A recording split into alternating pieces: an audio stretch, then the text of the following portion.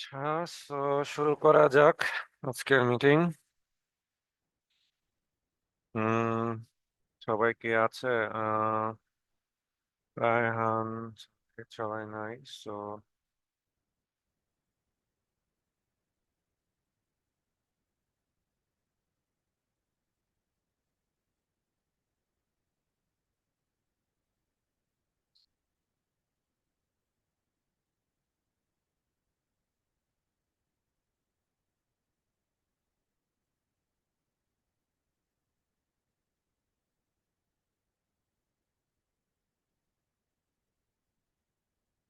5 তারিখ। সাকিব আছে, ফায়াদ আছে, সঞ্জিত আছে, শিহাব আর সাখাওয়াত এখন পর্যন্ত আসে নাই। তো আমরা শুরু করি। মেসেজ দিয়েছিলাম গতদিন যে আমরা 10টায় শুরু করব, দেখেছি কিনা। তো রিকোয়ারমেন্ট ডকুমেন্ট গুলা দেখলাম আপনাদের। এখন ফাইনাল আউটকামে সাকিবের ডকুমেন্টটা আমার কাছে বেশ প্রফেশনাল মনে হয়েছে। সাখাওয়াতেরটাও ভালো। তবে সবচেয়ে মানে প্রফেশনাল হয়েছে হচ্ছে গিয়ে সাকিবেরটা। সাকিব কি এটা পুরোটা নিজেই লিখছেন নাকি এআই থেকে কিছু হেল্প নিয়েছেন? এআই থেকে হেল্প নিলে সমস্যা নাই। স্যার কিছু জিনিস নিজে লিখছি, আবার এআই কে দিয়ে জিজ্ঞাসা করে নিছি যে এখানে কি আরো কিছু করলে ভালো হবে কিনা। তো ওইভাবে ওর কাছ থেকেও কিছুটা ফরম্যাট করে নিছি, হুম। মানে কম্বাইন করা। হ্যাঁ, কারণ এটা খুবই প্রফেশনাল হয়েছে। মানে সাধারণত যারা আপনারা নতুন এই বিষয়ে, তারা এরকম প্রফেশনাল রিকোয়ারমেন্ট ডকুমেন্ট লিখতে পারার কথা না, বা ফিচার লিস্ট লিখতে পারার কথা না। তো সেজন্য হচ্ছে গিয়ে আমি জিজ্ঞেস করলাম আর কি। তো এটাই, এআই কে এখন ইউটিলাইজ করতে পারতে হবে। এটা কোনো সমস্যার বিষয় না, যতক্ষণ পর্যন্ত আপনি বুঝে শুনে আউটকামটা ঠিক মতো আপনি প্রডিউস করতে পারছেন। অটো জেনারেটেড ফেক কিছু করা যাবে না, যে আচ্ছা আমার যা 10 পেজ লিখতে হবে, 10 পেজ আমি আইকে বললাম লিখে দাও, সে লিখে দিল, কি লিখলো না লিখলো আমার কাজের সাথে কোনো রিলেশন নাই, তাহলে হবে না। আদারওয়াইজ কোনো সমস্যা না। তো এখানে আমি হচ্ছে গিয়ে জিনিসগুলো দেখেছি, রিকোয়ারমেন্ট গুলো যেগুলো আছে ঠিকঠাকই আছে। তো সাখাওয়াত আসছে। তো সাখাওয়াতের অ্যাটেন্ডেন্সটা দিয়ে নেই। স্যার আমি জয়েন হয়েছিলাম আরো আগে। বরাবর 10টা বাজে হচ্ছে আমার কারেন্টটা চলে গেছে স্যার। ও, না সমস্যা নেই। আচ্ছা, সো এখানে আহ, ফায়াদ, আপনার যে জিনিসটা মানে এখানে খুব অড লাগতেছে কালার গুলো, ঠিক আছে? স্ক্রিন তো দেখা যাচ্ছে না? জি স্যার, দেখা যাচ্ছে। আচ্ছা, এরকম উদ্ভট কালার আসলে ইউজ না করাই ভালো। এখানে দেখতে খুবই অকওয়ার্ড লাগতেছে জিনিসটা। এটা কালার গুলো না দিলেই বরং বেটার লাগতো দেখতে। আর এই যে ডকুমেন্টের কনটেক্সট বা টেক্সট লেখার যে বিষয়টা, হ্যাঁ, তো এই বিষয়গুলোতে কিছু, এখানে যেমন এক এক রকম ফন্ট, এখানে একরকম ফন্ট, ফন্টের কালার ভিন্ন, ফন্টের সাইজ ভিন্ন, ফন্টের স্টাইল ভিন্ন, হ্যাঁ, এখানে একরকম এখানে একরকম, এগুলা করবেন না। বিশেষ করে হচ্ছে গিয়ে যখন প্রফেশনাল কোনো ডকুমেন্ট তৈরি করতে হয়, আহ কষ্ট হইলেও এগুলাকে সব প্রপার ফরম্যাটে আনতে হবে। ধরেন যে আপনি বসাইলেন কন্টেন্ট গুলো, এখন আপনাকে টেক্সট গুলোকে জাস্ট সেম ফন্টে নিয়ে আসা, সেম জিনিসে নিয়ে আসা, এগুলা খুব জরুরি বিষয়গুলো। তো এগুলা ফরম্যাটিং রিলেটেড ইস্যুজ আছে। কন্টেন্ট যা লিখেছেন, কিছু কিছু জিনিস আসলে আননেসেসারি, আবার কিছু কিছু জিনিস হচ্ছে গিয়ে প্রপারলি লেখা হয় নাই। তো এরকম কিছু ইস্যুজ আছে। খালি যেটা বললাম যে আমাদের খালি অ্যামাউন্ট বাড়াইলে হবে না, জিনিসটাকে ইউজফুল বানাইতে হবে। তো রিকমেন্ড ডকুমেন্ট এটা এমন চিন্তা করবেন যে ধরেন যে আপনাকেই এটা দেওয়া হইলো, অন্য কেউ লিখে দিছে, তখন আপনি কিভাবে রিয়াক্ট করবেন? যে আমাকে যেটা দিল এটা দেখে আমি কি বুঝতে পারলাম, কি আসলে এখানে বলা হচ্ছে, আদৌ কি মেক সেন্স করছে কিনা, আমার কাছে যথাযথভাবে ইনফরমেশন গুলো দেওয়া হলো কিনা। হ্যাঁ, ধরেন যে অনেক সময় তো ক্লায়েন্ট বা অনেক সময় ম্যানেজ প্রজেক্ট ম্যানেজার সে হচ্ছে গিয়ে আপনাকে দিতে পারে, বা রিকোয়ারমেন্ট অ্যানালিস্ট যদি কেউ থাকে সে দিতে পারে, system analyst, requirement analyst, business analyst, তারা দিতে পারে। তখন কিন্তু ডেভেলপাররা এরকম কিছু যদি পায় যেটা আসলে ফুলি পলিশড না, ফুললি অর্গানাইজড না, বা ইনফরমেশন ক্লিয়ারলি বলা নাই, তখন সেটা পরে কিন্তু তারা কাজ করতে গেলে বিরক্ত ফিল করে। তো এই জন্য এই জিনিসগুলোকে আমরা যখন তৈরি করব অবশ্যই সুন্দরভাবে করার চেষ্টা করতে হবে। তো এখানে আরো ইমপ্রুভমেন্টের স্কোপ আছে। শিহাবেরটা তো দেখতেই পারি নাই। সেম সিচুয়েশন যেটা সানজিদেরটাতে, ছবি দিয়ে রাখা হয়েছে বেশিরভাগ ক্ষেত্রে, টেক্সচুয়াল কন্টেন্ট কম, এটা গতদিনই বলেছি। তো যাই হোক, আলটিমেটলি আমি মনে করি যে সাখাওয়াত আর সাকিবের যে ডকুমেন্টটা, এটাকে রিকোয়ারমেন্ট ডকুমেন্ট হিসেবে ফলো করা যায়। তো মূলত সাকিবেরটাকে সুন্দরভাবে ফরম্যাটিং করা আছে দেখে আমি প্রাইমারি ভাবে সিলেক্ট করতে পারি। সাখাওয়াতের টাকাও সাপোর্টিং ডকুমেন্ট হিসেবে রাখা যেতে পারে। এখানে কিছু কিছু জিনিস হয়তো থাকতে পারে যেটা আমাদের ওটার মধ্যে মিসিং আছে। তো এখানে যাই হোক, একটা জিনিস নিয়ে আমি একটু আলাপ করতে চাচ্ছি, এবং এখানে আপনারা যেভাবে রিকোয়ারমেন্ট গুলোকে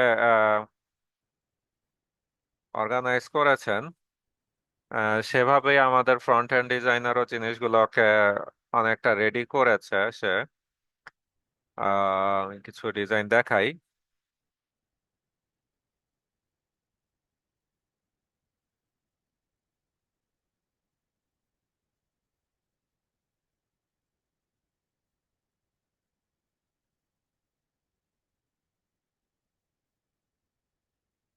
Let's have public pages, এটা কি আসলো? তো না,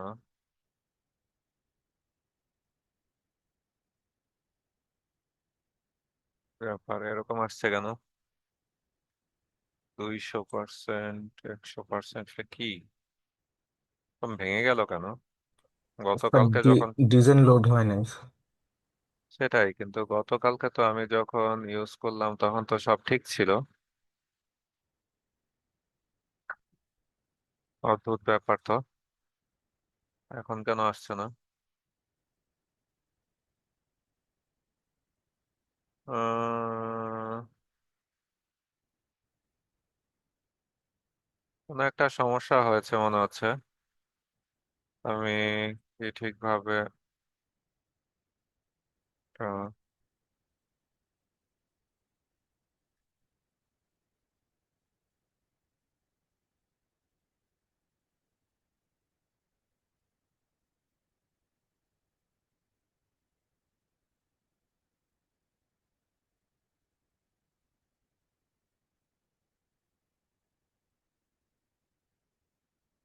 20-এর ভিতরে যেতে হবে। আমি চলে গেছিলাম হচ্ছে অ্যাপের ভিতরে।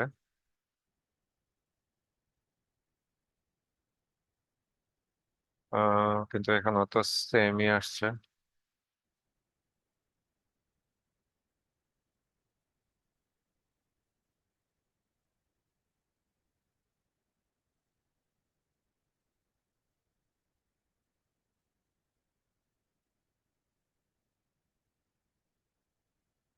এখানে তো কিছু নাই। অ্যাপের ভিতরে যাইনি আসলে, ডিস্টের ভিতরেই ছিলাম, কারণ এখানে তো অ্যাকচুয়ালি হচ্ছে না কিছু হচ্ছে। ঠিক ব্রাউজার রিলেটেড ইস্যু স্যার।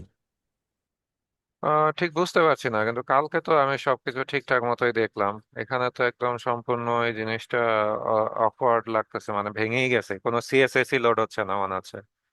আচ্ছা, একটা জিনিস হতে পারে, হয়তো সিএসএস এর যে লিঙ্ক গুলো আছে এগুলা কোনো ইউআরএল থেকে হয়তো ইয়ে করা, লিঙ্ক করা, মানে লোকাল ফাইল থেকে হয়তো লিঙ্ক করা হয় নাই। হ্যাঁ, এটাই হওয়ার সম্ভাবনা, কারণ সিএসএস ফাইল লোড হচ্ছে না, এটাই বোঝা যাচ্ছে। তো আমার মনে হয় কালকের মিটিং এর পরে ডেভেলপার হচ্ছে গিয়ে ওই সিএসএস ফাইলের ইউআরএল বা ওটা অফ করে দিছে, বা ওটাকে মডিফাই করে ফেলছে, যেটার কারণে ওই ইউআরএলটা এখন ইনভ্যালিড হয়ে যাচ্ছে। এরকম কিছু হওয়ার সম্ভাবনা আছে, না হলে তো এরকম হওয়ার কথা না। কালকে আমি খুলে রাখলাম, দেখলাম যখন, তখন সবকিছু ঠিকঠাক ছিল। তো যাই হোক, আমি এটা আলাপ করে দেখবো না কি চেঞ্জ করেছে। তো সেটা নিয়ে আলাপ করা যাবে। তো এখানে যেটা একটা ইস্যু সেও ডিজাইন করেছে, সেটা হচ্ছে যে রোল চুজিং এর যে পার্টটা, ঠিক আছে, বিজনেস ওনার না এমপ্লয়ি।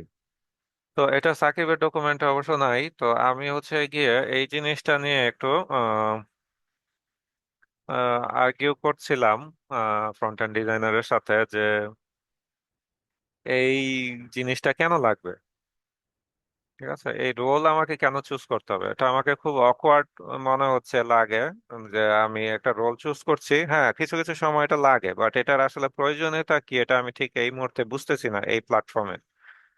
যে আমি আচ্ছা, এটা কখন লাগে? আপনি যখন হচ্ছে গিয়ে বিভিন্ন জায়গায় দেখছেন তখন এটা সাক্ষাৎ কোথায় লাগে, লগ ইনের সময় না রেজিস্ট্রেশনের সময়? স্যার, যখন একজন বিজনেস ক্রিয়েট করে, আহ, আপনার বিজনেস ক্রিয়েট করার আগে প্রাইমারি অ্যাকাউন্ট ক্রিয়েট করার সময় হচ্ছে যে এগুলা চাই, এই ইনফরমেশনটা চাই। আপনি কি বিজনেস ওনার নাকি হচ্ছে যে কোনো একটা বিজনেসের এমপ্লয়ি হিসেবে আপনি এখানে জয়েন করতেছেন, এই জন্য হচ্ছে এই ইনফরমেশনটা চাওয়া হয়। হ্যাঁ, বাট এটাই কি হওয়া উচিত না যে বিজনেস ওনার হচ্ছে গিয়ে বিজনেসটা ক্রিয়েট করবে, তারপরে হচ্ছে গিয়ে সে এমপ্লয়ীদেরকে তার বিজনেসের মধ্যে অ্যাড করে দিবে অ্যাকাউন্ট মানে হিসাবে, যে আচ্ছা আমি চাই যে আমার আরো স্টাফ আছে, সেই স্টাফদেরকে আমি ম্যানেজ করতে চাচ্ছি, তো আমি আমার প্যানেলে গিয়ে আমি আমাদের স্টাফ কারা জয়েন করবে তাদেরকে আমি অ্যাড করে দিব বা ইনভাইটেশন পাঠাবো, দেন হচ্ছে গিয়ে তারা এখানে অ্যাক্সেস করতে পারবে। এটাই হওয়া উচিত। জি আর স্যার। আমি আমি কি একটা এমপ্লয়ি হিসেবে কোনো একটা স্টোরে নিজে থেকে হুট করে ঢুকে যেতে পারবো উইথাউট পারমিশন? নিশ্চয়ই পারার কথা না।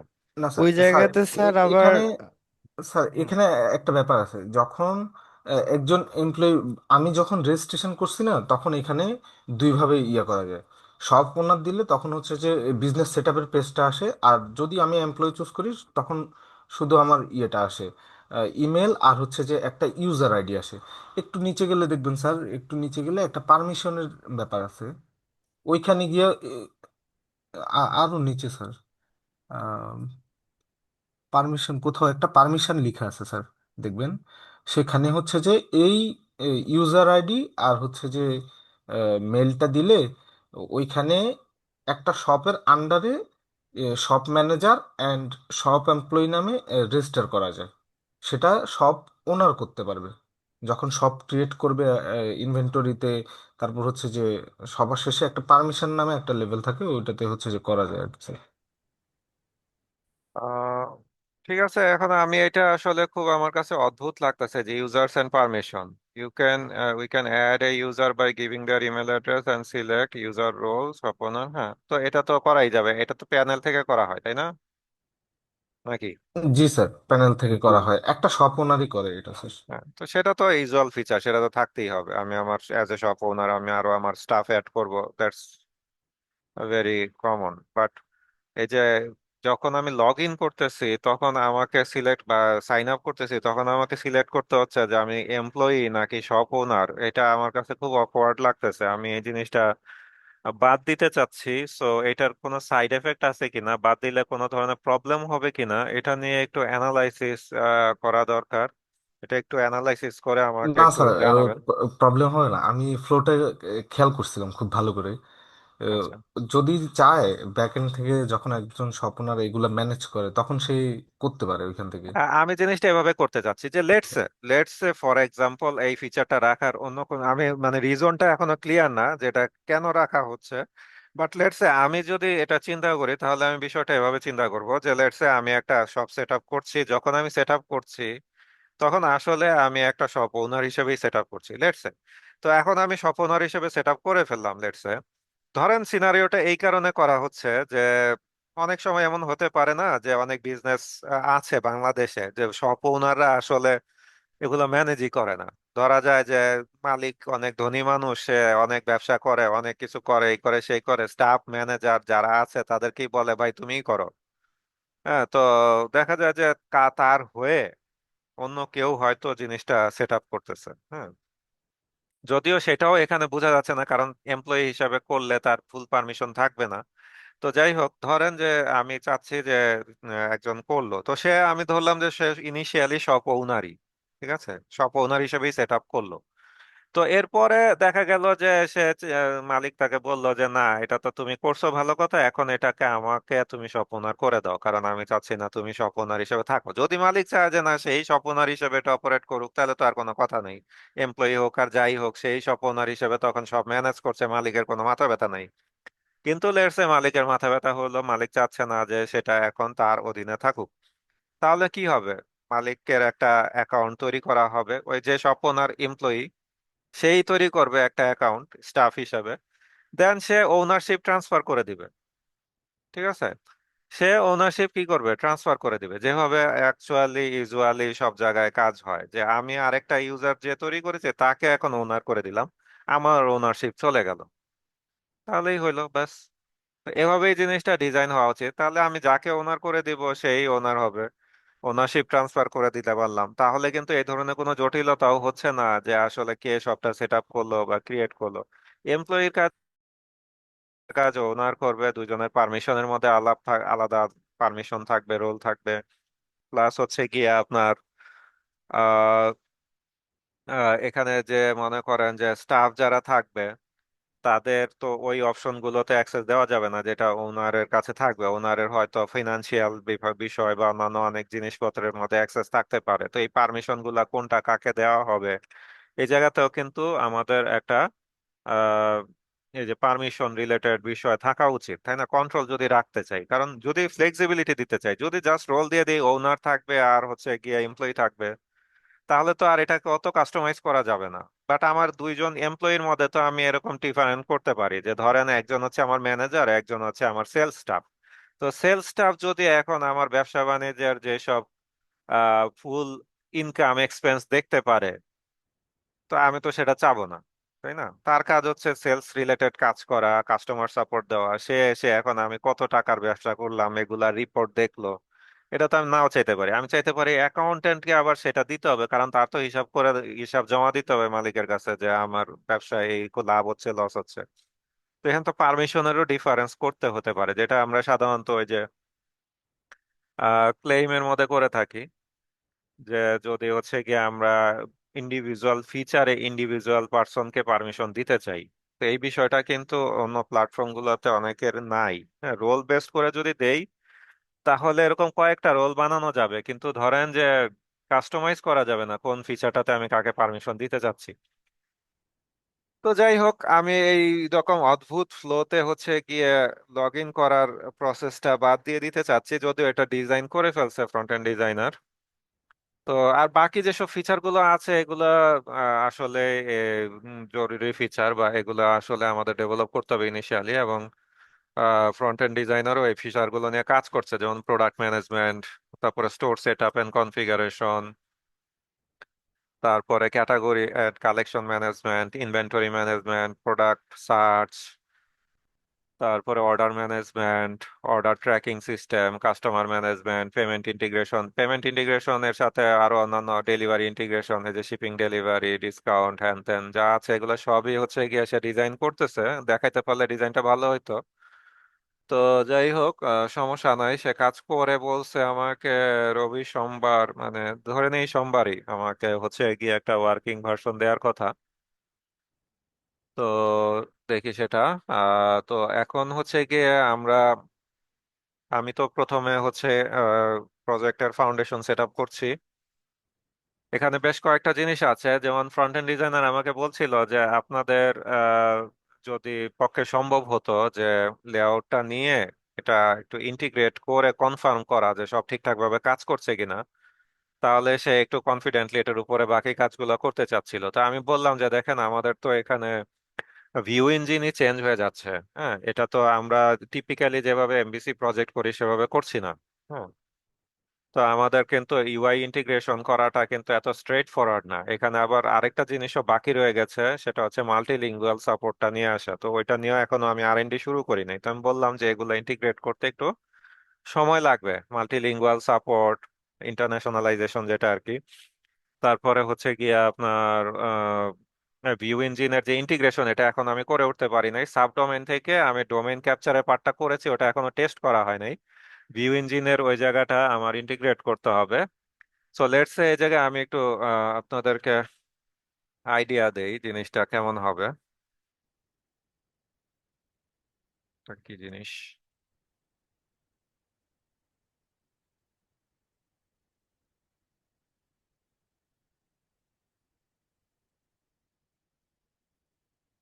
ওকে, সো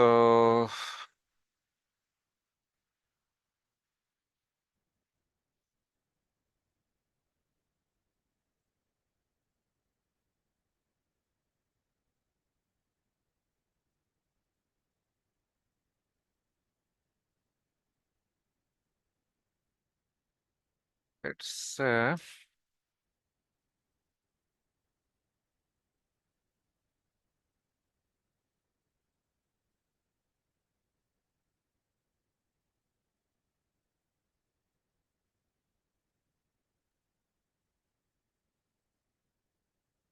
রেক্টেঙ্গেলটা গেল কোথায়?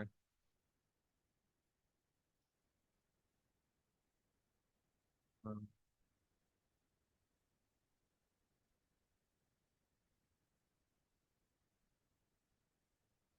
তো রেক্টেঙ্গেল না বেসিক্যালি। আচ্ছা, এটা লাগবে না আমার। উম, এখানে তো আরো কিছু আইকন থাকার কথা, গেল কোথায়? স্যার উপরের দিকে অনেকগুলো আইকন চলে গেছে। পরের দিকে বলতে? স্যার কিছু কিছু আইকন দেখা যাচ্ছে যে হাইড হয়ে আছে, ওই যে ফ্লো চার্টের উপরে, এগুলো কোলাপস হয়ে আছে স্যার। না মনে হয়। আচ্ছা, এই যে পেয়েছি এটা। এটা তো টার্মিনেটর গেল। আচ্ছা, যে কোনো একটা ইউজ করি, এখন যেটা খুঁজছিলাম সেটা পাচ্ছি না। তো একটা কোনো একটা ইউজ করা যায়, লেটস সে এটাই ইউজ করি।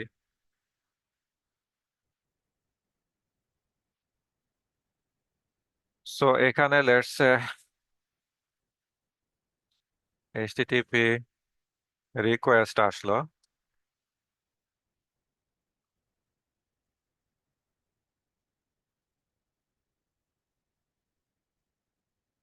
তো এইচটিটিপি রিকোয়েস্ট যখন আসবে তখন তো একটা স্টোরে যখন আসবে, এখানে কিছু কিছু আমাদের কিন্তু পেজ ডিফারেন্স আছে। যেমন মনে করেন কিছু হচ্ছে গিয়ে প্ল্যাটফর্মের পেজ, যেমন হচ্ছে আপনি লগ ইন সাইন আপের জন্য আসছেন একটা স্টোর ক্রিয়েট করার জন্য। তারপর আবার অ্যাডমিন প্যানেল আছে, এগুলো তো জেনারেল, এগুলোর মধ্যে এই জিনিসটা হবে না। কিন্তু স্টোরে যখন কেউ যাবে, মনে করেন আমার একটা স্টোর আছে, তো আমার স্টোরে আমার কাস্টমাররা যখন আসবে তখন তো সে আমার একটা ইউআরএল ব্যবহার করে আসবে। তো এই ইউআরএলটা কি হতে পারে? এই ইউআরএলটা লেটস সে হতে পারে দুই রকমের, একটা হতে পারে সাবডোমেইন, একটা হতে পারে ডোমেইন, রাইট? সো কোনটা ইউজ করি? লেটস সে ডকুমেন্ট, এটা ইউজ করি। সো লেটস সে একটা হতে পারে যে মাই স্টোর ডট মনিকি ডট কম, এটা হতে পারে। আরেকটা হতে পারে যে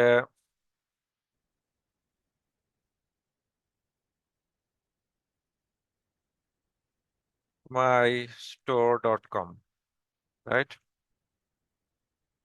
যদি সে নিজে ডোমেইন না কিনে আমাদের মাধ্যমে একটা ফ্রি সাবডোমেইন চায়, তাহলে তার যে মাই স্টোর, সেই মাই স্টোরটা তো আর আমি তাকে ডট কম দিতে পারবো না, ওটা তো ডোমেইন কিনতে হবে।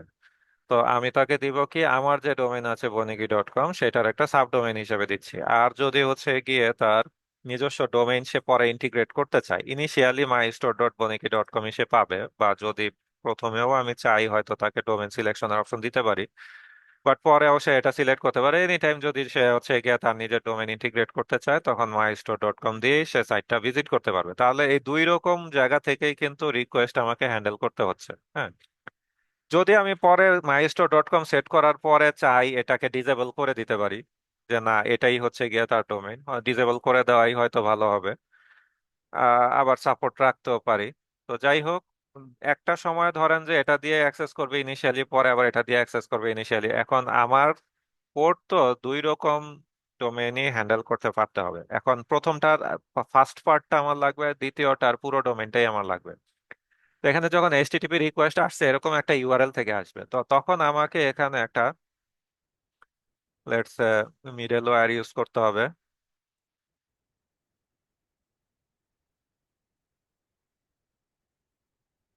সেই মিডলওয়্যারের কাজ হবে এইচটিটিপি রিকোয়েস্ট থেকে আমার টেনেন্ট আইডেন্টিফিকেশন করা। তো এটা কি, এটার মাধ্যমে আমি টেনেন্ট, হোয়াট ইজ টেনেন্ট, এক একটা স্টোর হচ্ছে এক একটা টেনেন্ট, ঠিক আছে? এক একটা স্টোরকে আমরা ধরছি এক একজন টেনেন্ট। তো এখানে মিডলওয়্যারে আমি যেটা করব সেটা হচ্ছে যে টেনেন্ট আইডেন্টিফিকেশন করব, ঠিক আছে?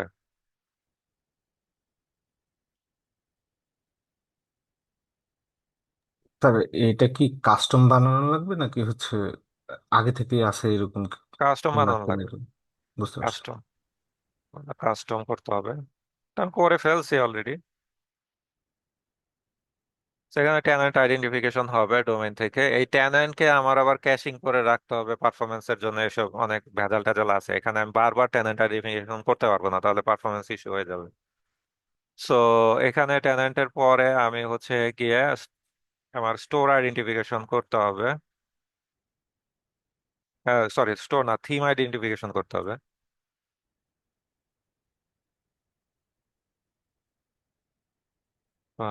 অ্যাক্টিভ থিম, ঠিক আছে, অ্যাক্টিভ থিম আইডেন্টিফাই করতে হবে। আমি যখন একটা ট্যানেন্ট পেয়ে গেছি, স্টোর পেয়ে গেছি, স্টোর আইডি, তো এখন স্টোর আইডির সাথে কোন থিমটা আমার অ্যাক্টিভ আছে ইন্টিগ্রেটেড, সেই থিম আইডি আমার বের করে ফেলা ডেটাবেস থেকে সহজ। কিন্তু সেই থিমকেও আমার কিন্তু আবার হচ্ছে কি এভাবে করে ইয়ে করে রাখতে হবে আর কি, কি বলে, ক্যাশ করে রাখতে হবে।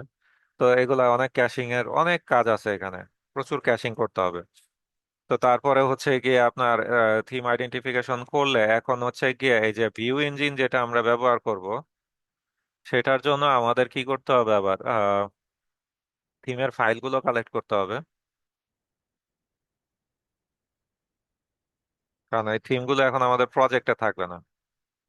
এই প্রজেক্ট থিমের ফাইলগুলো আসবে সিডিএন থেকে এবং S3 বা অন্যান্য কোনো ধরনের বাকেট স্টোরেজ থেকে, ক্লাউড স্টোরেজ থেকে।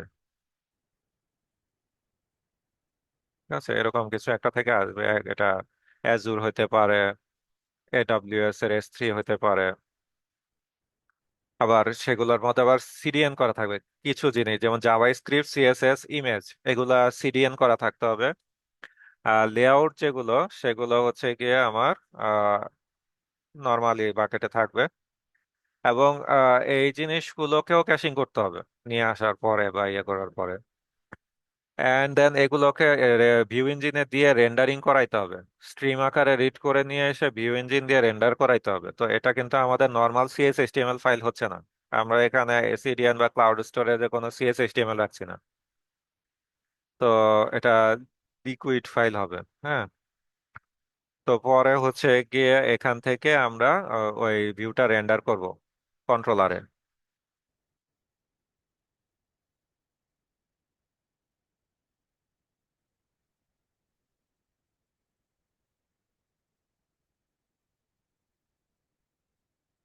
কন্ট্রোলার বলতে অ্যাকচুয়ালি কন্ট্রোলারে হবে না। কন্ট্রোলারে অন্যান্য যেসব সার্ভিস থাকবে সেগুলোর মাধ্যমে রেন্ডারিং করা হবে, ভিউ ইঞ্জিন রেন্ডারার সার্ভিস।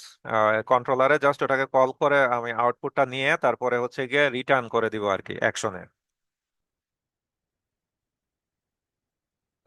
তো একটা পেজ দেখানোর জন্য তারপরে আবার কি এখানে যে আমি কাজটা করছি, এটা কিন্তু আবার সাব প্রজেক্টে ডিভাইড থাকবে, একটা ওয়েব প্রজেক্ট না, multiple view engine project module wise থাকতেছে। সেই জায়গা থেকে আমাকে জিনিসটা নিয়ে আসতে হবে, যদিও এটা জন্য খুব বেশি ঝামেলা হয়তো হবে না।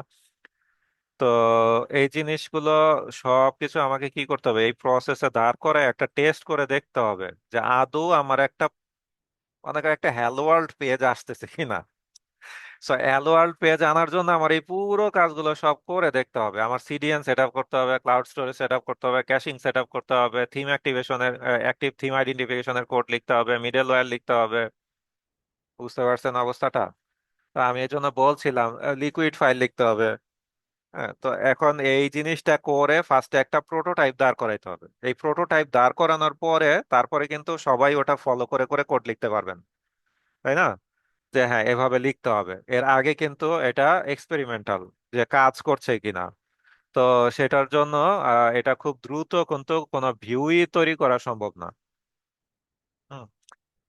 তো যাই হোক, এর মধ্যে আমি আপনাদেরকে কিছু কাজে ইনভলভ করব, কিছু কাজ আমি নিজে করে ফেলবো ইনশাল্লাহ। তো এটা করে করে হচ্ছে গিয়ে আগে এটার জন্য একটা ভিউ সেট আপের কাজ করতে হবে, কারণ ভিউ পেজ গুলো ইন্টিগ্রেট করতে পারলে আমাদের কোডিংটা সহজ হয়ে যায়, রাইট? আমরা যদি ভিউ ফাইল থেকে ইনপুট নিয়ে তারপরে সার্ভিস লেয়ারের কাজ করতে পারি, সিকিউআরএস এর কাজ করতে পারি, তাহলে যেটা আমাদের জন্য সহজ হবে সেটা কিন্তু এমনি এমনি ইমাজিনারি ভাবে সার্ভিস সিকিউআরএস লিখতে গেলে হবে না।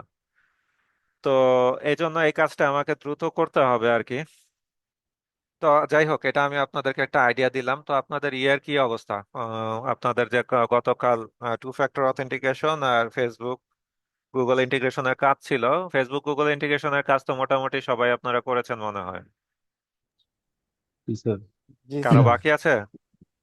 না স্যার। না সব ওকে। ভাইয়া আমার কিছু বলবেন? আপডেট স্যার, আমার ফেসবুক থেকে যে আমি ইয়ে করব, কি বলে, ডেভেলপারের অ্যাকাউন্ট ক্রিয়েট করবো, ওটিপি ঠিকভাবে আসতেছে। তো বুঝতে কেন হচ্ছে এমন। ওটিপি আসছে না? না, ফার্স্টে আসছিল, পরে স্যার আমার যে ফেসবুকে ইমেলটা দেয়া ছিল ওটা হচ্ছে মানে স্টোরেজ ফুল হয়ে গেছিল, তো ওটা ওই ইমেল কাজ করি না, তো আপডেট করার চেষ্টা করছিলাম, তো এটা নিতেছিলাম। পরে আবার ওই স্টোরেজ সব ক্লিয়ার টিয়ার করে পরে আবার নাম্বার দিলাম, আবার ওটিপি আসে না। তো কি আর বলবো, মানে সব রাতেও ট্রাই করছি, সকালে উঠেও ট্রাই করছি, হচ্ছে না। তো সেম ও, ইস্যুটা আমারও হয়েছিল, তবে আমি তখন নিউ অ্যাকাউন্ট ক্রিয়েট করে নিয়েছি, তখন আর সমস্যা হয়নি। মানে এক্সিস্টিং অ্যাকাউন্টে করতে গেলে ওটিপি আসে না। ফেসবুকে কিছু মনে হয় সমস্যা হচ্ছে। উম, আমিও কিছু প্রবলেম ফেস করি। লগ ইনের সময় আমি দেখা যায় ক্রোম ছাড়া অন্য কোনো ব্রাউজার দিয়ে লগ ইন করতে পারি না। আচ্ছা, দেখেন এটা কি করা যায়। আর ফায়াদ, আপনার মাইক্রোফোন মনে হয় আপনি ইউজ করেন না নাকি? আপনার কথা কিন্তু অত ক্লিয়ার না অন্যদের মতো। একটু ভালো করে শুনতে হলে যদি কোনো মাইক্রোফোন ভালো আপনি ম্যানেজ করতে পারেন ভালো হবে।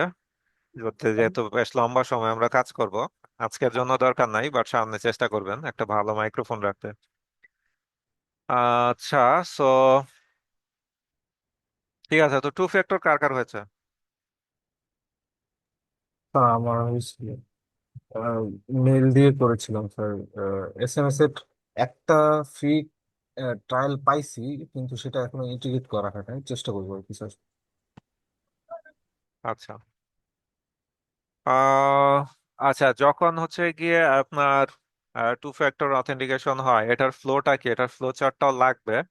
যেমন মনে করেন যে আমার ডিভাইস, এটা তো আমি টু ফ্যাক্টর তো বারবার প্রতিবার লগ ইনের মধ্যে করবো না, তাই না? আমি যখন একটা ডিভাইসকে রিমেম্বার দিস দিয়ে রাখবো, তখন কিন্তু ওই ডিভাইসে আবার একটা সার্টেন অ্যামাউন্ট অফ টাইমের জন্য ওটিপি আমার বা টু ফ্যাক্টর অথেন্টিকেশন আমার দরকার নাই। ঠিক আছে? এখানে কয়েকটা ফ্যাক্টর আছে, এগুলো নিয়ে আর এন ডি করেন একটু। যেমন হচ্ছে এই ফ্লো গুলো আর কি, যেটা ন্যাচারালি হয় আর কি। আবার যদি আমি রিমেম্বার দিস ডিভাইস না দেই, তাহলে কিন্তু প্রতিবারই চাবে। কিন্তু রিমেম্বার দিস ডিভাইস দিয়ে রাখলে একটা সার্টেন অ্যামাউন্ট অফ টাইম চাবে না। ধরেন এটা 1 মাস হতে পারে, 1 সপ্তাহ হতে পারে। তারপরে আবার যখন ওটা এক্সপায়ার হয়ে যাবে, তখন কিন্তু আবার চাবে। ঠিক আছে? স্যার লাইক ওই ফেসবুক গুগলের মতো হ্যাঁ, আপনাদের। জি হ্যাঁ। স্যার। ঠিক আছে স্যার। স্যার, টু ফ্যাক্টরের ক্ষেত্রে কি স্যার আমরা হচ্ছে যে ইউজার যে থাকবে তাদের কি স্যার আমরা এনফোর্স করবো যে টু ফ্যাক্টরটা ইউজ করতে হবে, নাকি স্যার স্কিপ করার অপশনও থাকবে? স্কিপ করার থাকবে, কিন্তু এটা আমরা মাঝে মধ্যে তাকে রিকমেন্ডেশন দেখাইতে চাই যে তুমি এটা ইনেবল করো, ইনেবল করো। একটা মানে তাকে মেসেজ দেখানো এবং তাকে ওয়ার্নিং দেওয়া, এটা করার ব্যবস্থা করতে হবে। কিন্তু অনেক সময় অনেকে ইমিডিয়েটলি সেট আপ করার লেটসে ইচ্ছা নাও থাকতে পারে, সে যদি স্টাক হয়ে যায় তখন বিরক্ত ফিল করতে পারে। তো এরকমটা আমার ক্ষেত্রে অনেক ক্ষেত্রেই হয়েছে যে আমি ইমিডিয়েটলি হয়তো সেট আপ করি নাই টু ফ্যাক্টর, বাট আমি পরে আবার করে নিয়েছি। তো অপশনটা রাখতে হবে অবশ্যই। স্ট্রং পাসওয়ার্ড পলিসি অবশ্যই ফলো করতে হবে, স্ট্রং পাসওয়ার্ড পলিসি দিতে হবে। পাসওয়ার্ড যেন লম্বা হয়, খুব ছোট পাসওয়ার্ড নেওয়া এটা যাবে না। কিছু সিকিউরিটি এখানে খুব ইম্পর্টেন্ট, কারণ হচ্ছে এটাতে টাকা পয়সা এবং মার্চেন্টদের অ্যাকাউন্ট নিয়ে কাজ করতে হবে। যদি কোনো কারণে এটা হ্যাক হয় সিকিউরিটি উইকনেসের কারণে, তাহলে এটা খুব বড় একটা ইস্যু হয়ে যাবে। সিকিউরিটি এখানে খুবই ইম্পর্টেন্ট একটা কনসার্ন, তার সাথে পারফরমেন্স এখানে খুব মেজর একটা কনসার্ন। সো সিকিউরিটি অ্যাপ্লাই করতে হবে, আবার পারফরমেন্সও নষ্ট করা যাবে না। Both is important. তো এই যে মেইল যাওয়া, মেইলটা কিভাবে যায়? এখানে কি মেইলটা অটো চলে যায়? মানে একটা জিনিস কিন্তু আছে, ইন্টিগ্রেশন। দেখেন আইডেন্টিটি ফ্রেমওয়ার্ক যখন আমরা ইন্টিগ্রেট করেছি এই কোর্সে, তখন কিন্তু আমরা খুব ইজিলি এটা ইন্টিগ্রেট করতে পারি, অলমোস্ট বিল্ট ইন ভাবেই থাকে, কিছুই করা ছাড়া। কিন্তু আমরা ওটাকে কাস্টমাইজ কেন করেছিলাম? যে আমাদের হচ্ছে গিয়ে জিনিসগুলোকে অর্গানাইজ রাখার জন্য, কাস্টমাইজ করার জন্য, এক্সটেন্ড করার জন্য। তো ধরেন যে আপনি টু ফ্যাক্টর অথেন্টিকেশন তো বিল্ট ইন ভাবে আইডেন্টিটি ফ্রেমওয়ার্কের মধ্যে পেজ দেওয়াই আছে, এবং কনফিগারেশন, বেসিক কনফিগারেশন কিন্তু খুব সিম্পল। আপনি সিকিউরিটি এনফোর্স করতে যাবেন না, কাস্টমাইজেশন করতে যাবেন না, সব ধরনের অপশন গুলাকে এক্সপ্লোর করবেন না, তাহলে দুই একটা লাইন লিখলেই কিন্তু এটা ইন্টিগ্রেট হয়ে যায় প্রত্যেকটাই, গুগল, ফেসবুক, টু ফ্যাক্টর যেটাই বলেন। কিন্তু যখন আপনি জিনিসটাকে প্রফেশনালি করতে যাবেন, তখন কিন্তু সিকিউরিটির বিষয়গুলো আসলে বা অন্যান্য জিনিসগুলো আসলে তখন কিন্তু আপনার অনেক কিছু এখানে দেখার বিষয় থাকতে পারে। যেমন আপনার যে ওটিপিটা গেল সেটা কত টাইম ধরে হচ্ছে গিয়ে আপনার ভ্যালিড থাকবে, 5 মিনিট না 1 মিনিট, ঠিক আছে, কত টাইম থাকবে। তো এখন এই টাইমিং গুলা কিন্তু কাস্টমাইজ করা যাবে কিনা। হ্যাঁ, ধরেন যে বাই ডিফল্ট দিয়ে রাখলো 5 মিনিট, আমি করতে চাইলাম 3 মিনিট, তাহলে এটা কিভাবে করব? তো এই অপশন গুলো এক্সপ্লোর করার কিন্তু দরকার আছে। তো কাস্টমাইজ করে কিভাবে এগুলা করা যায় সেই বিষয়গুলো আপনাদের এখন দেখে ফেলতে হবে।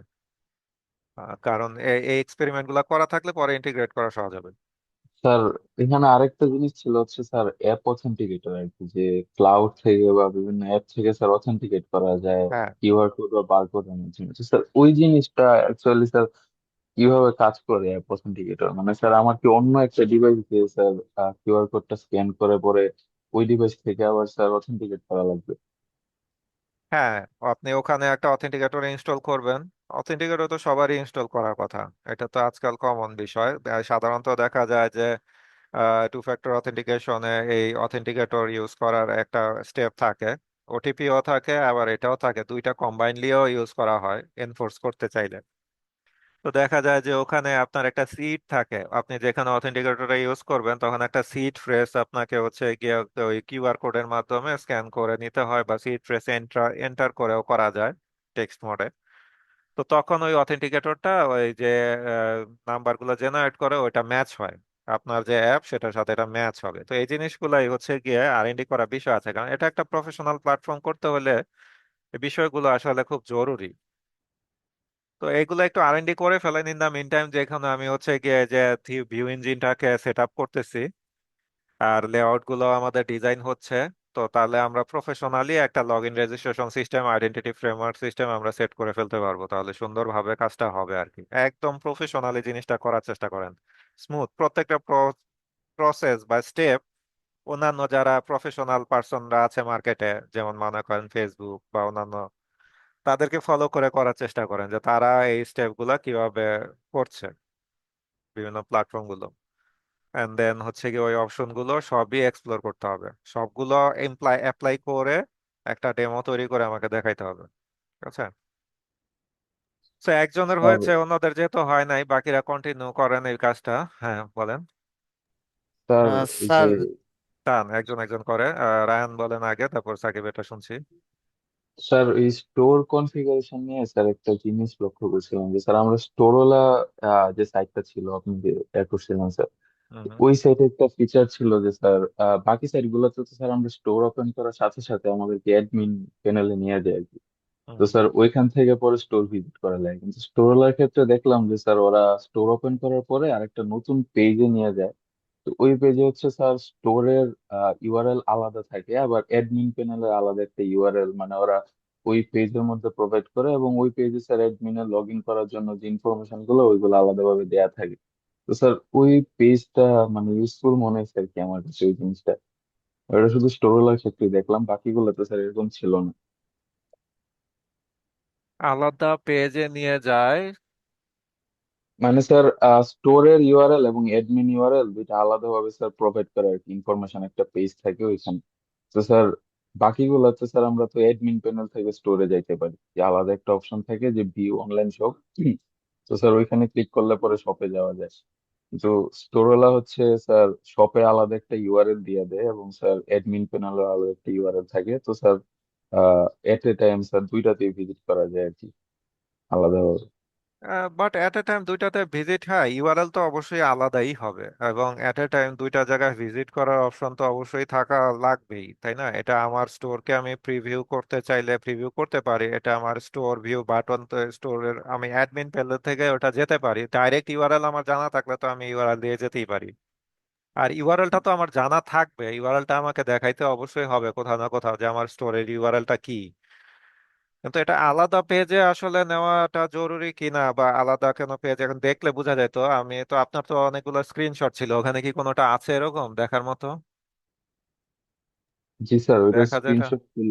জি স্যার, ওইটা স্ক্রিনশট ছিল লাস্টে। স্ক্রিনশট কোন জায়গায় আছে স্যার একটু দেখায়।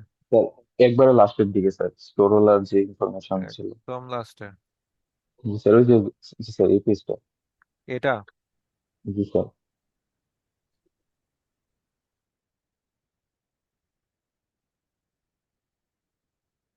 your brand new store is ready, এত অ্যাডমিন ইউআরএল, এত পাসওয়ার্ড। আচ্ছা, ওয়েল এটা এখন বেসিক্যালি এই ইনফরমেশন গুলো তো দিতেই হবে। এখন এটা আমরা কিভাবে দিব, এটা আসলে ডিজাইনে কতটা ইউজার ফ্রেন্ডলি ভাবে ইউজারকে দেওয়া যায় এটা দেখতে হবে। অন্যান্য প্ল্যাটফর্ম গুলো, যেমন ইন্টারন্যাশনাল প্ল্যাটফর্ম গুলো এই কাজটা কিভাবে করছে বা দিচ্ছে, এটা একটু দেখার চেষ্টা করেন। এটা খুব বাংলাদেশি স্টাইল আর কি। মানে এটা বাংলাদেশের মানুষের জন্য বোঝা সহজ, কারণ খুব প্লেন, নাইভ একটা অ্যাপ্রোচ। কিন্তু এটা খুব একটা মানে ইন্টারন্যাশনাল অ্যাপ্রোচ না আর কি। স্যার, ইন্টারন্যাশনাল গুলাতে এরকম থাকে না, ওরা ডিরেক্ট হচ্ছে অ্যাডমিন প্যানেলে নিয়ে যায় আর কি। তো ওই হ্যাঁ, জায়গা লগ ইন থেকে করলে বলে। তো আমি তাকে তার অ্যাডমিন প্যানেলেই নিয়ে যাব, এবং সেখান জি থেকে স্যার। অপশন থাকে যে তুমি তোমার স্টোর প্রিভিউ করো, দেখো কিভাবে আছে, বা ইউআরএল জানা থাকলে আমি সরাসরিও যেতে পারি, ওই অপশনটা জি স্যার। থাকে। এই আর কি। কিন্তু এই যে এখানে অ্যাডমিন প্যানেলের আলাদা ইউজার নেম, আর তার নিজের লগ ইনের আলাদা ইউজার নেম, এরকম কি ব্যাপারটা? মানে অ্যাডমিনের ইউজার নেম এখানে আবার আলাদা করে দেওয়ার কারণটা কি? Store credential? স্যার, অ্যাডমিনের ইউজার নামটা ওরাই দিয়ে দেয় স্যার, এটা হচ্ছে মানে ওরা প্রোভাইড করে। না, এটা স্যার, মনে হয় আমরা এইটা করব মনে না। হয় ডেমোর জন্য দেয়, উম, নাইলে তো ওই- এভাবে ক্রেডেনশিয়াল দেওয়ার কথা না স্যার।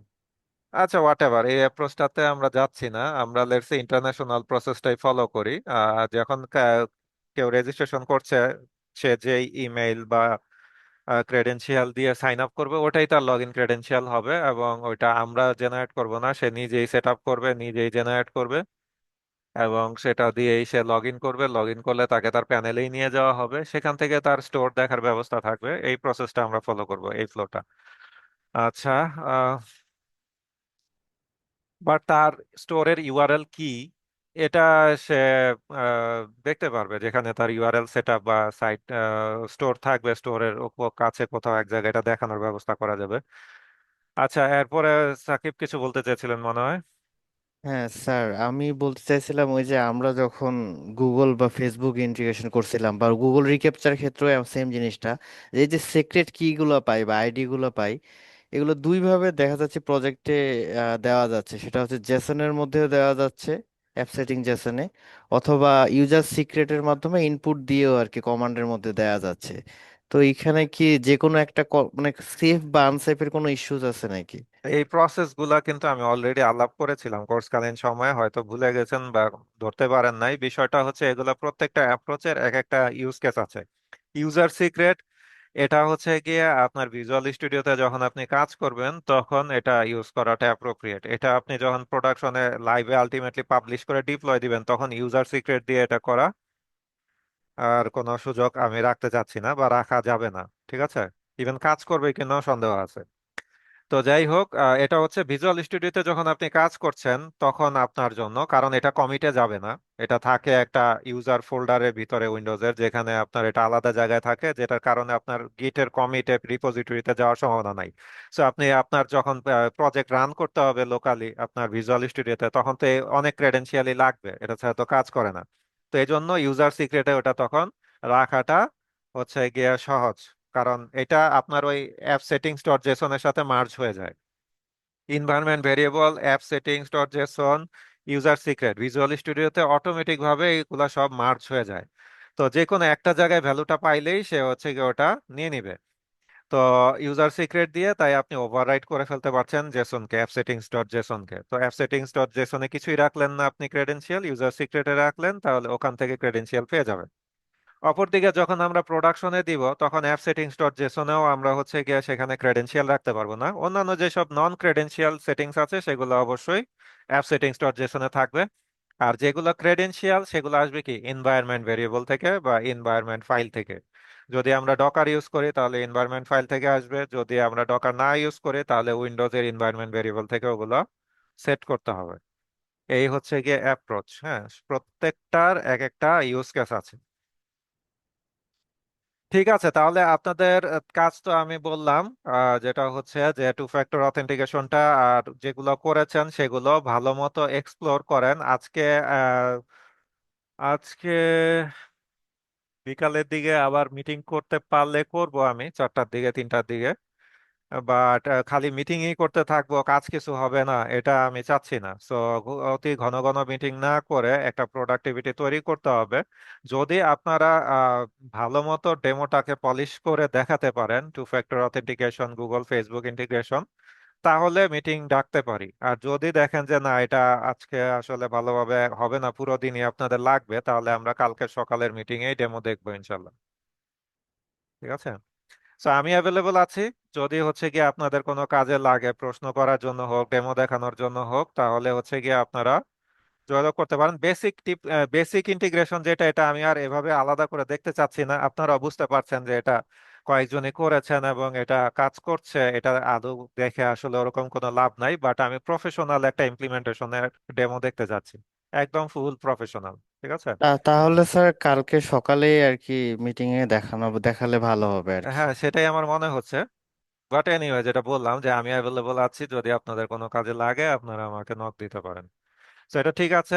আর শিহাব আসছিল দেখলাম, আবার চলে গেল দেখলাম। তো শিহাবের কাজ আমি কিছুই পাচ্ছি না, এভাবে করে ইন্টার্নশিপ কন্টিনিউ করার সমস্যা। বাট শিহাব যেটা আমাকে ইনফর্ম করে রাখছে এই জন্য আমি কনসিডার করতেছি। বাট এটা খুবই ইন্টারাপশন হচ্ছে আর কি, তার এই পিসি নিয়ে, ল্যাপটপ নিয়ে ইন্টার্নশিপ শুরুর আগে এই বিষয়গুলোকে ঠিক করে রাখা দরকার ছিল।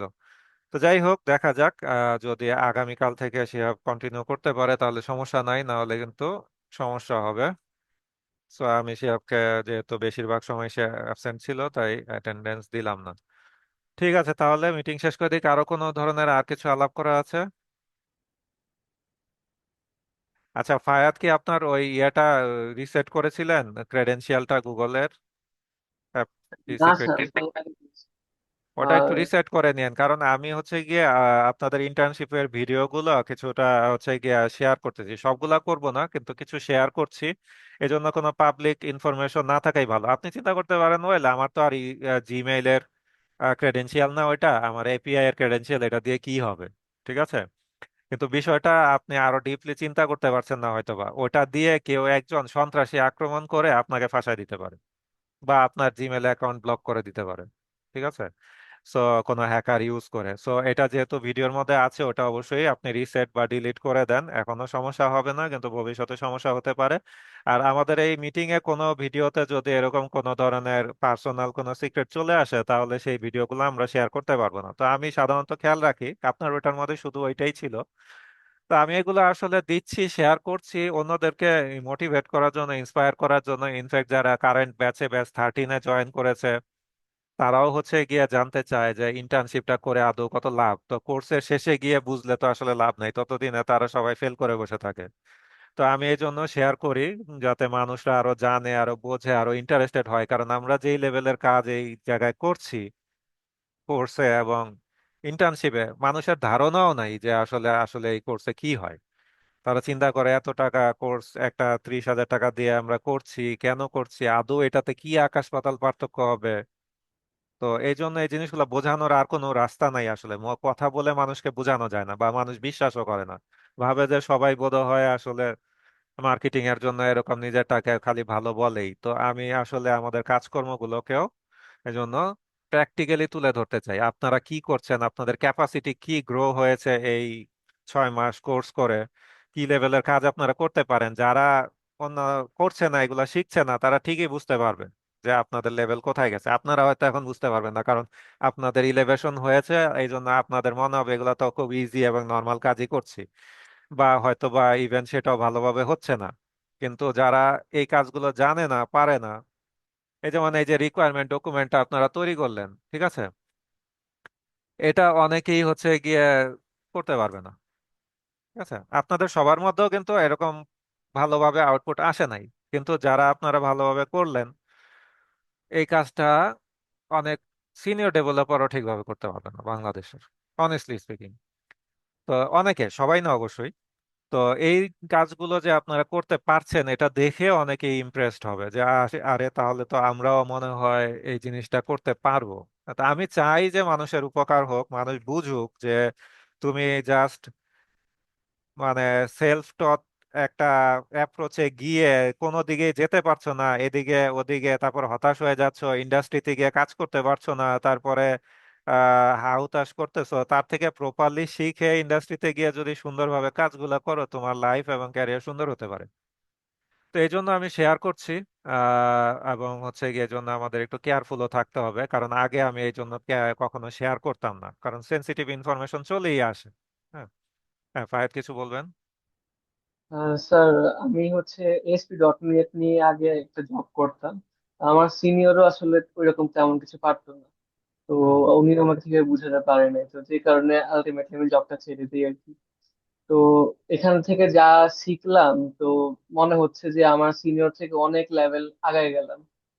রাইট, এটা এখন আপনি বলছেন, এটা আমি জানি। আমার প্রিভিয়াস ব্যাচের স্টুডেন্টদের ফিডব্যাক বলেন, মানুষের সাথে কাজ করে, ইন্ডাস্ট্রিতে তো আর কম দিন ধরে কাজ করি নাই, সো আমি কে কতটুকু কি পারে এগুলো আমার জানা বোঝা আছে। তো যাই হোক, ওইটাই আর কি ফ্যাক্ট। তো এই জন্য আমাদের জিনিসগুলোকে এক্সপ্লোর করার জন্য মানুষকে একটা অপশন দিতে হবে। মানুষ যদি নাই জানে তাহলে আমার কিছু যায় আসে না, আমার 30টা 40টা স্টুডেন্ট হলেই আমার জন্য যথেষ্ট। আমি আসলে ইনফ্যাক্ট চাইও না এর থেকে বেশি স্টুডেন্ট হোক, মানে আমি চাইও না আসলে, অনেস্টলি স্পিকিং। বাট আমি চাই যে যদি কেউ আসলে বোঝে যে তার কি উন্নতি হতে পারে, তাহলে সে যেন সুযোগ নিতে আসে। এটার কারণে হয়তো অনেকের লাইফ চেঞ্জ হইতে পারে, সেটার একটা মনে করেন যে ক্রেডিবিলিটি হয়তো আমার সাইডেও আসবে, যে হ্যাঁ, কাউকে আমি কোনো একটা কারো লাইফে কোনো কন্ট্রিবিউশন করতে পারছি। ঠিক আছে, তাহলে আল্লাহ হাফেজ, সবাই ভালো থাকবেন। ইনশাল্লাহ আগামীকাল কথা হবে। আসসালামু আলাইকুম স্যার। ওয়ালাইকুম আসসালাম। ওয়ালাইকুম আসসালাম।